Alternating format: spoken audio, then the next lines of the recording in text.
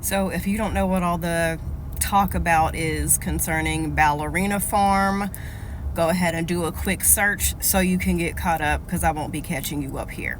But those who know what I'm talking about, you know what I'm talking about. So I just saw a video of someone. They were like, well, Ballerina Farm is happy, so I don't understand why we all care. And I want to say a few things about situations like that. Number one, the person was like, yeah, I went to her page and that looks like a happy woman. She chose the life she wanted to live. And I want to tell you guys, back when I was with my abusive ex-husband, I cannot tell you how many times people commented on how cute we were together, how happy we looked together, how fulfilled I look, how proud I must be to have a husband who works while I get to stay at home.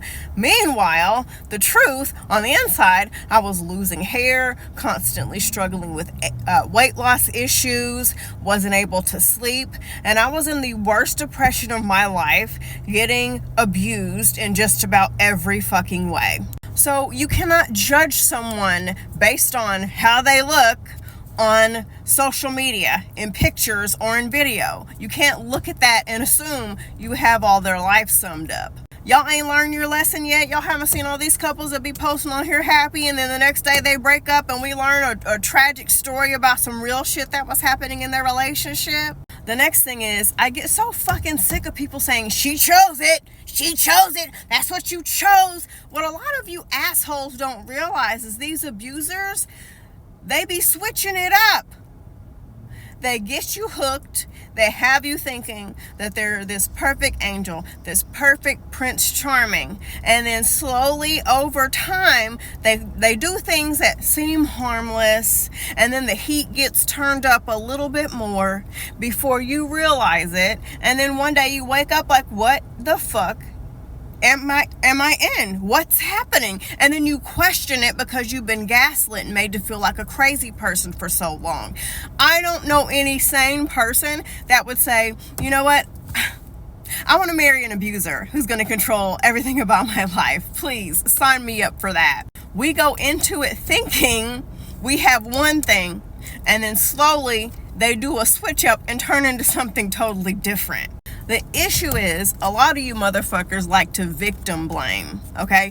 A lot of y'all think that y'all are somehow smarter than other people because you've never gotten into an abusive situation, and I hope that you never do.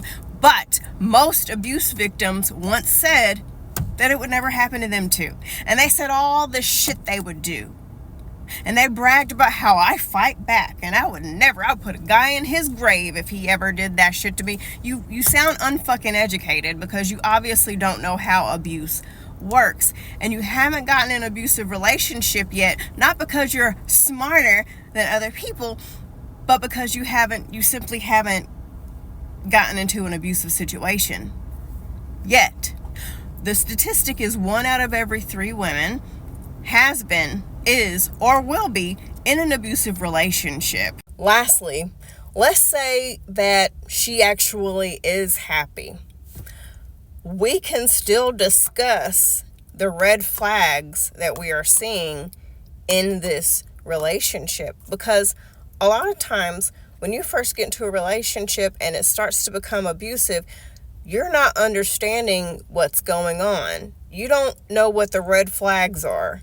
And a lot of abuse is disguised as loving and concern. Oh, I don't want you to get epidural because I hear the chemicals are bad for the baby and I just want the best for you. It's disguised as concern, and it might be things that seem healthy.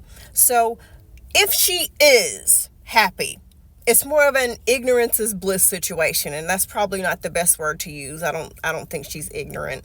But a lot of times it's just because you don't know. You don't know what you don't know.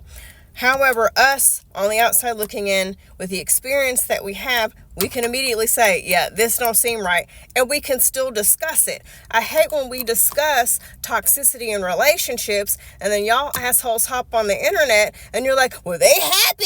At least she married. Shut the f. A lot of times they're happy because they don't know no better, or they're not aware of what's going on. Or they just appear to be happy to us in their posts.